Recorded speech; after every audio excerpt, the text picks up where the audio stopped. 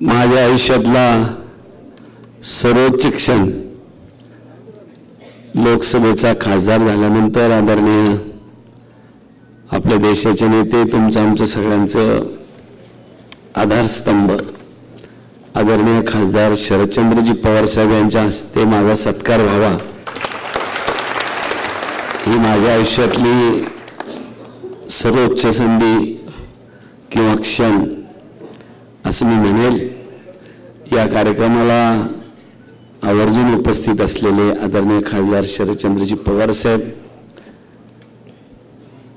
आपल्या विधानसभेचे काँग्रेसचे ज्येष्ठ नेते आदरणीय आमदार बाळासाहेबजी थोरात साहेब, माजी मंत्री आदरणीय आमदार राजेश भैया टोपे साहेब, माजी न्यायाधीश आदरणीय कोळसे पाटील साहेब आणि माझे सहकारी खासदार आदरणीय निलेशजी लंके साहेब, ज्या लंके साहेबांनी आत्ताच आपल्या समोर मार्गदर्शन केलं। आपल्या जिल्ह्याचे ज्येष्ठ नेते आदरणीय माजी आमदार केशवरावजी आवताडे साहेब, माजी आमदार अनिल पटेल साहेब, माजी आमदार किशोर पाटील साहेब, माजी आमदार आदरणीय नामदेवरावजी पवार साहेब, या कार्यक्रमाला आवर्जून उपस्थित असलेले सर्वच मान्यवर। खरं तर मला जरा अवघडल्यासारखं असं होतं की साहेबांची पुण्याकडे मार्गक्रम करण्याची वेळ 4 वाजेची होती आणि ते 6 वाजले आणि साहेब आपल्या या कार्यक्रमाला तरी उपस्थित राहिले। खरं तर मी सर्वांची माफी मागेल, खूप मोठी यादी आहे।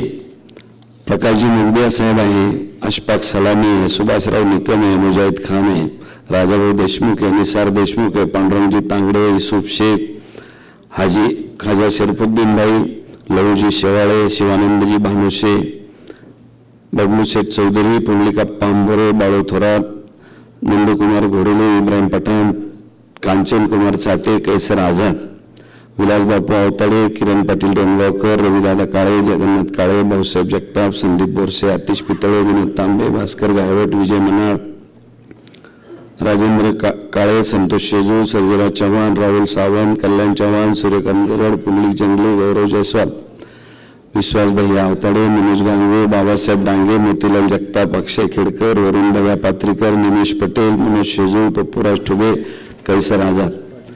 खरं तर मला या सगळ्यांची नावं घेण्याचं आणि अजूनही बरेच नावं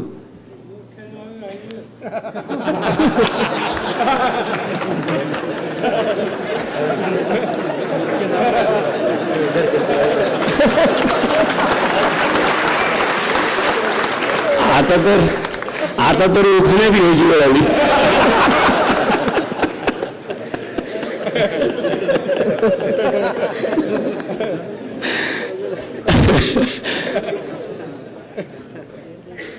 सो रेखा काळे, उपस्थित सर्व पक्षाचे, आपल्या महाविकास आघाडीचे, इंडिया गठबंधनचे सर्व प्रमुख पदाधिकारी, कार्यकर्ते, बंधू आणि बहिणी आणि माझे पत्रकार मित्र, खरं तर मला पवार साहेबांनी इथं तर ताबडतोब आठवण दिली, परंतु एका गोष्टीचा किस्सा मला पवार साहेबाचा इथं नक्की सांगितलं पाहिजे। मी साहेब पहिल्यांदा आमदार झालो आणि दिल्लीला साहेबाला भेटायला गेलो आणि दिल्लीला भेटायला गेल्यानंतर साहेबांनी विचारलं, तुम्ही काळे म्हणजे ते सोळगावच्या काळेचे, रंगनाथ काळेचे कोणी आहे का? मी म्हणलं साहेब ते आमच्या वडिलांचे नेते बाबूरावजी काळे ना, त्यांची चिरंजीव आहे, पण त्यांचा सोळगाव तालुका आहे, माझा औरंगाबाद तालुका आहे, संभाजीनगर त्यावेळेचा औरंगाबाद। मला म्हटले मग तुमच्या वडिलाचं नाव? मी म्हणलं वैजनाथराव काळे। साहेबांनी क्षणाचा विलंब न लावता त्यांनी सांगितलं, ते केशवराव बरोबर काम करत होते का? मी म्हणलं हो साहेब, ते केशवराव आवताडे साहेबांच्या सोबत काम करत होते। म्हणजे आमच्या वडिलांनी पवार साहेबांना कृषी उत्पन्न बाजार समितीचा भूमिपूजनाच्या कार्यक्रमाला बोलवलं होतं आणि साहेबांची त्याच्यानंतर जो 25-30 वर्ष गेले आणि 2004ला आमचे वडील गेले, परंतु त्याच्यानंतर 4ला मी पहिल्यांदा जेव्हा विधानसभेवर आलो आणि साहेबाला भेटायला दिल्लीला गेलो, मुद्दाम गेलो, म्हणून आपल्या राज्यातलं नेतृत्व आपण गेलं पाहिजे. आणि गेल्यानंतर साहेबांनी वडिलांचं नाव सांगितलं की अरे हे केशवराव काम करत होते का? म्हणलं हो साहेब. मला सांगायचं तात्पर्य इतकंच होतं की आजही आम्ही जर का दिल्लीला गेलो, आता तर खासदार झाल्यानंतर तर भेट होतेच, परंतु जेव्हा काही काम असेल तेव्हाही जायचो. तेव्हाही पवार साहेबांनी सातत्याने आमच्यासारख्या कार्यकर्त्याला, अवतडे साहेब म्हणत होते की माझ्यासारख्या कार्यकर्त्याला त्यावेळेला शुभेच्छा सदिच्छाने आशीर्वाद मिळाला. आम्ही तर फार 3ऱ्या पिढीतले आहोत साहेब, त्याच्यामुळे आपलं मार्गदर्शन आम्हाला आता मिळतंय. मला याचा मनस्वी आनंद आहे की आपण राज्यसभेमध्ये आहात. आणि जेव्हा केव्हा आम्ही आपल्याकडे आलो तेव्हा आता परवा भेटल्यावर पवार साहेबांनी एक महत्त्वाचा विषय सांगितला, मी त्याच्यावर येतोच. कारण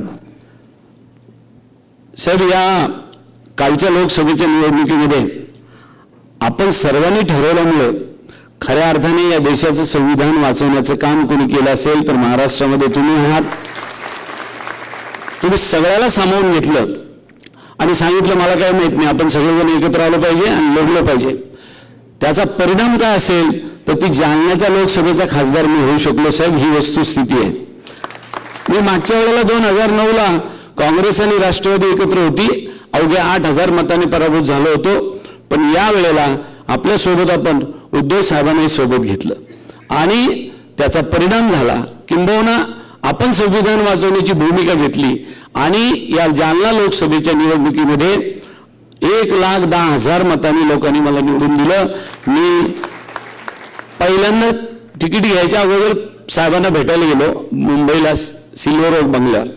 मला म्हणले तुमच्याकडे काँग्रेसला उमेदवारी कोणाला देणार आहे? वाजून काही ठरलं नाही. मला म्हणले तुला घेतली तर जमेल असं मला वाटतं, तू जरा बघितलं पाहिजे काय करायचं. आणि त्याच्यानंतर संभाजीनगरची सभा साहेबांनी घेतली, तिथं मला आशीर्वाद दिला आणि निश्चितपणाने तिथून पुढे आम्ही सगळेच जण कामाला लागले. नुसतं असेच नाही लागले तर तिकडे भैया साहेबालाही सांगितलं, टोपे साहेबालाही, राजेश भैयाना जरा जोमाने कामाला लागावं लागेल, आपलं काम जमतं यावेळेला. आणि मग भैया साहेबांनी सुद्धा त्याच्यामध्ये जोमाने सहकार्य केलं आणि मोठ्या प्रमाणात ही निवडणूक मला जिंकायला मदत झाली. साहेब प्रश्न खूप आहे. जालना जिल्ह्याचा आपण इंडेक्स पाहिला महाराष्ट्र राज्याचा तर सगळ्यात शेवटचा नंबर लागतो, अशी आमच्या या जालना जिल्ह्याची परिस्थिती आहे. आणि मी जालना जिल्ह्याच्या आणि संभाजीनगर जिल्ह्याच्या दोन्हीच्या 50-50% खासदार, इकडचे 3 मतदारसंघ आहे, तिकडचे 3 मतदारसंघ आहे, असं म्हणून जालना लोकसभा मतदारसंघ झालाय. आणि म्हणून जालन्याची तथा संभाजीनगरची मोठी जबाबदारी खऱ्या अर्थाने ही आता आमच्यावर येऊन ठेपलेली आहे. मी या ठिकाणी मोठ्या प्रमाणात आमची कामं आहेत, ती आता या ठिकाणी सांगण्याची वेळ नाही. परंतु साहेब मी आपल्याला एवढंच सांगू इच्छितो की आपण जी जबाबदारी आमच्याकडे सोपवलेली आहे या लोकसभेच्या माध्यमातून, ती निश्चितपणाने इथून पुढच्या काळात आपल्या विश्वासाला तडा जाणार नाही, मतदारांनी दिलेल्या विश्वासाला तडा जाणार नाही, अशीच भूमिका आमच्या माध्यमातून या ठिकाणी राहील.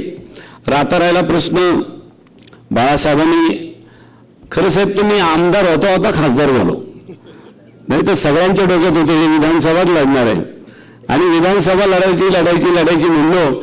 आणि कधी तुमच्यासारख्या सगळ्या नेते मंडळींनी सांगितलं तुला लोकसभा लढावी लागते आणि मी सुद्धा कुठल्याही प्रकारची तयारी नाही. आत्ता बोलता पवार आपले टोपेस भैयासाहेब टोपे बोलत असताना भैयासाहेबाच्या गळ्यात ही माळ येणार होती आणि त्यांनी विनंती केली खासदार पवार साहेबांना की मला नको, ते कल्याणकारी वगैरे आणण्याची शक्यता त्याला दिली तर बरं होईल, नाही तर पहिला नंबर भैयासाहेब तुमचाच होता माझ्या अगोदर. परंतु भैयासाहेब म्हणले मला नाही लढायचं, माझा मतदारसंघ परभणीत गेलाय, तुमचा मतदारसंघ याच्यात आहे. म्हणजे ठीक आहे, तुमचे जे आदेश येईल नेते मंडळीचे महाविकास आघाडीचे ती मी निश्चितपणाने सावंत मी लढायला तयार आहे. आणि बाळासाहेबांनी सांगितलं की आता लढावीच लागते आणि सांगितल्यानंतर आम्ही निश्चितपणाने पुढे सरकलो. मी परत एकदा आपल्या सगळ्या नेते मंडळीचे आभार मानतो, त्यांना धन्यवाद देतो. इथे एक आमचे सहकारी खासदार आत्ता माझ्यासोबत निवडून आले तेही त्या ठिकाणी आलेले. दिसायला माणूस कोणीतरी म्हणलं आत्ता की माणूस कसा आहे दिसायला म्हणून, परंतु फार मोठी लढाई जिंकली, कारण पवार साहेब, थोरात साहेब हे सगळ्यांचा आशीर्वाद आपल्या पाठीशी होता. मला त्याचा खऱ्या अर्थाने मनस्वी आनंद या गोष्टीचा आहे की तिथं त्यांना असं हिनवलं गेलं, तिथं असं हिनवलं गेलं इंग्रजी येणार नाही, कशाला लोकसभेत देता निवडून. या गड्यांनी पहिली शपथ इंग्रजीमधून घेतली आणि मतदारसंघाला दाखवून दिलं की नाही हम भी कुछ कम नाही, आणि जाताना म्हणले रामकृष्ण हरी. फक्त तिथं बरं झालं सभागृहात म्हणले नाही वाजवतो तरी.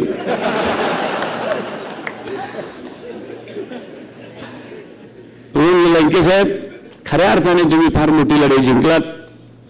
आम्हाला असंच म्हणायचे साहेब लोक की एवढ्या मोठ्या माणसं समोर कल्याण काळे कसा निवडून येईल. मला तर पत्रकारांनी विचारलं की तू कसा निवडून येशील, इतका मोठा माणूस तुमच्या समोर आहे. म्हणजे या लोकशाहीमध्ये मतदार कोणालाही मोठं करतात आणि त्यांनी मोठं कोणी केलंय ते मतदारांनी केलंय. आणि म्हणून आता दोघेही आम्ही उमेदवार म्हणून आखाड्यामध्ये आहोत. त्याच्यामुळे आता मतदार ठरवतील कोणाला मोठं करायचं आणि कोणाला लहान करायचं. त्या माध्यमातून खऱ्या अर्थाने मी 2004ला जेव्हा विलासराव देशमुख साहेब होते त्यावेळेला पहिल्यांदा विधानसभा लढलो. आणि साहेब त्यांनी मला आग्रह धरला विलासरावने की तू आता परत लगेच लोकसभा लढ. पण संभाजीनगरचं तिकीट मिळता जालन्याला गेलो आणि अवघ्या 8,000 मताने पराभूत झालो. मला आठवण होती की विलासरावने त्यावेळेला आपल्या लोकसभेला पाठवण्याची तयारी दाखवली होती. साहेबांनी मला परभणीला बोलून घेतलं होतं पवार साहेबांनी की तुम्ही कोण कोण उमेदवार कसे कसे आहे, परभणीचा कोण आहे, जालन्याचा कोण आहे. आणि त्यावेळेला सुद्धा आमची तयारी चांगली करून घेतली. मधल्या काळात 14 आणि 19ला लाट होती, ही गोष्ट खरी होती. परंतु 8ला लाट नव्हती आणि उलट विरोधी लाट होती की काय कोणास ठाऊक की 24ला मात्र मला असं वाटलं साहेब ही निवडणूक चालता बोलता लोकांनी हातात घेतली आणि सांगितलं की नाही या देशाचं संविधान जर वाचवायचं असेल तर निश्चितपणाने भारतीय जनता पक्षाचा पराभव केला पाहिजे आणि महाविकास आघाडीला निवडून दिलं पाहिजे. या भूमिकेतून साहेब मराठवाड्याने आपल्याला 8 पैकी 7 जागा दिल्या. ही फार मोठी कामगिरी मराठवाड्याने या निमित्ताने केलेली साहेब. आणि मराठवाड्याने साहेब आपले जे आदेश येतील ना त्या पद्धतीने येणाऱ्या काळात विधानसभेच्या निवडणुकीमध्ये सुद्धा आम्ही मोठ्या प्रमाणात आपल्या महाविकास आघाडीला कसं यश मिळेल याचा निश्चितपणाने आम्ही सगळेजण प्रयत्न करू. आपला आशीर्वाद आमच्या पाठीशी आहे, आम्हाला कशाचीही कमी पडणार नाही याची मला खात्री आहे. आणि म्हणून साहेब मी जास्त लांबलं तर भाषण न करता मी एवढाच विषय सांगेल साहेब, सध्या आमच्या मराठवाड्यातल्या दुधाच्या शेतकऱ्यांची मोठी अडचण आहे. त्याचबरोबर ती आपल्या अहमदनगरचे शेतकरी मोठ्या प्रमाणात दूध उत्पादक आहे. म्हणून दुधाच्या दरावर आपण एकदा वाणिज्य मंत्र्यासोबत बैठक घ्या. मी आणि सुप्रियाताईंनी विनंती केलेली आहे त्या मंत्र्याला की तुम्ही आमच्या पवार साहेबांच्या नेतृत्वाखाली आमचे एक शिष्टमंडळ आपल्याला भेटेल.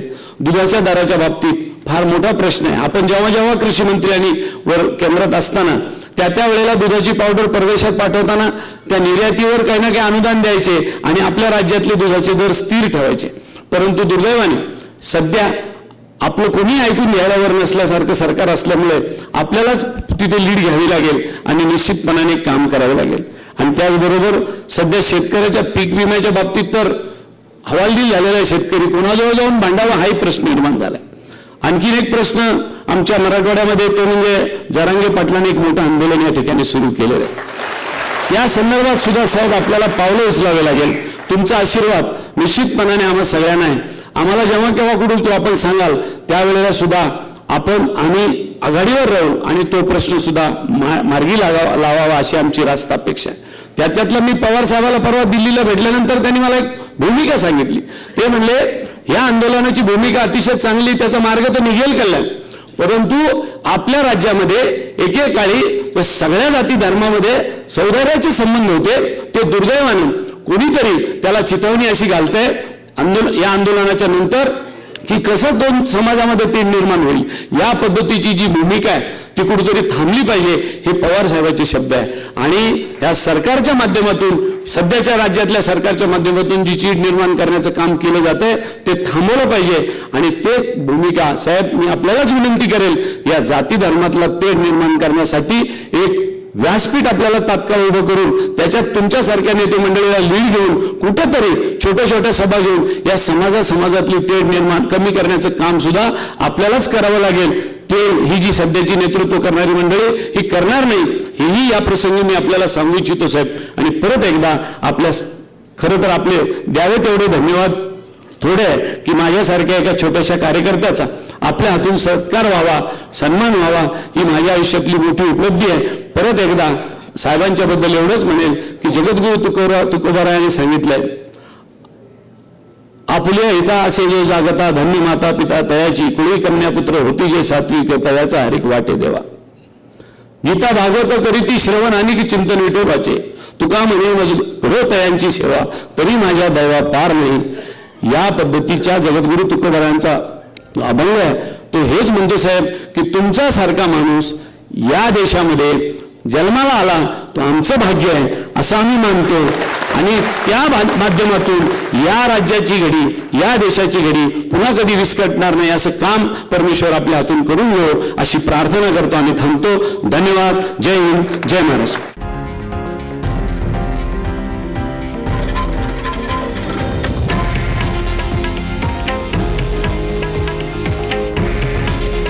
हे आहे देशातील नंबर 1 न्यूज नेटवर्क आणि आपण पाहत आहात TV9 मराठी.